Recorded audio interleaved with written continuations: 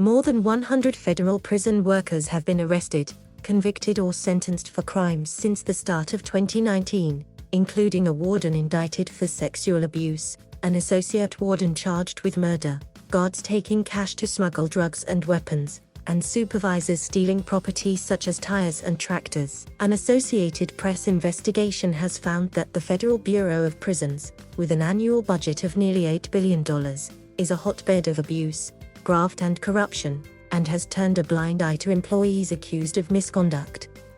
In some cases, the agency has failed to suspend officers who themselves had been arrested for crimes. Two-thirds of the criminal cases against Justice Department personnel in recent years have involved federal prison workers, who account for less than one-third of the department's workforce. Of the 41 arrests this year, 28 were of BOP employees or contractors. The FBI had just 5. The Drug Enforcement Administration and the Bureau of Alcohol, Tobacco, Firearms and Explosives each had 2. The numbers highlight how criminal behavior by employees festers inside a federal prison system meant to punish and rehabilitate people who have committed bad acts. The revelations come as advocates are pushing the Biden administration to get serious about fixing the bureau. Attorney General Merrick Garland has said his deputy, Lisa Monaco, meets regularly with Bureau of Prisons officials to address issues plaguing the agency. Federal prison workers in nearly every job function have been charged with crimes. Those employees include a teacher who pleaded guilty in January to fudging an inmate's high school equivalency and a chaplain who admitted taking at least $12,000 in bribes to smuggle Suboxone, which is used to treat opioid addiction, as well as marijuana, tobacco, and cell phones, and leaving the items in a prison chapel cabinet for inmates to retrieve. At the highest ranks, the warden of a federal women's prison in Dublin, California, was arrested in September and indicted this month on charges he molested an inmate multiple times, scheduled times where he demanded she undress in front of him and amassed a slew of nude photos of her on his government-issued phone.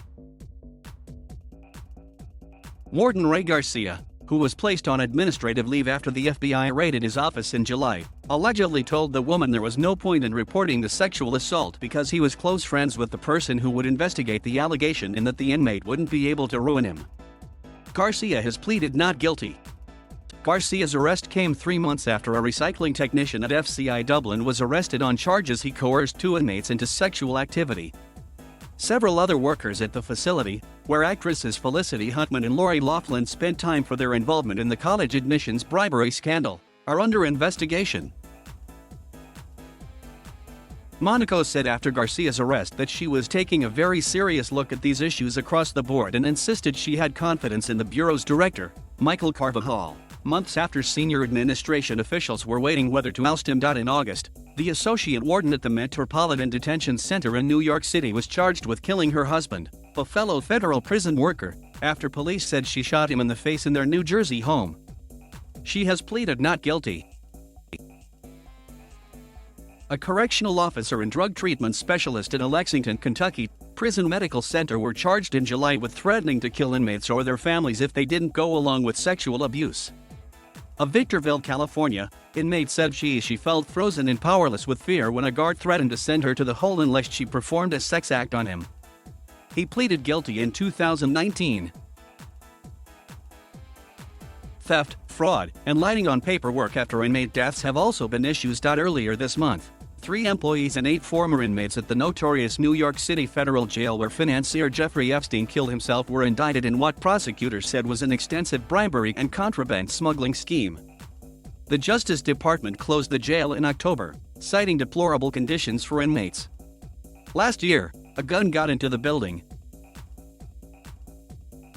One of the charged employees, a unit secretary, was also accused of misrepresenting gang member Anthony Harvellison as a model inmate to get him a lesser sentence. The Bureau of Prisons, which houses more than 150,000 federal inmates and employs about 37,500 people, has lurched from crisis to crisis in the past few years, from the rampant spread of coronavirus inside prisons and a failed response to the pandemic to dozens of escapes, deaths and critically low staffing levels that have hampered responses to emergencies.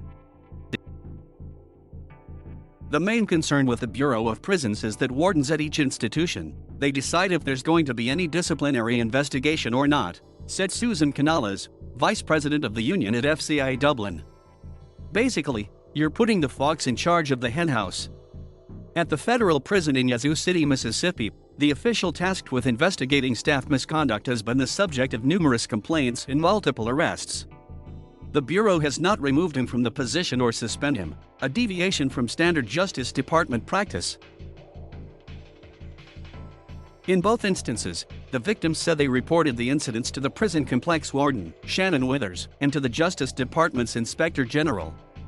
But they say the Bureau of Prisons failed to take any action, allowing the official to remain in his position despite pending criminal charges and allegations of serious misconduct. A Bureau spokesperson, Christy Brashears, declined to discuss the case or address why the official was never suspended. Brashears said the agency is committed to ensuring the safety and security of all inmates in our population, our staff, and the public, and that allegations of misconduct are thoroughly investigated for potential administrative discipline or criminal prosecution. The Bureau said it requires background checks and carefully screens and evaluates prospective employees to ensure they meet its core values. The agency said it requires its employees to conduct themselves in a manner that fosters respect for the BOP, Department of Justice, and the U.S. government. CISAC reported from New York.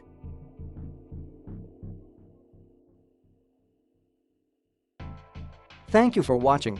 Please subscribe.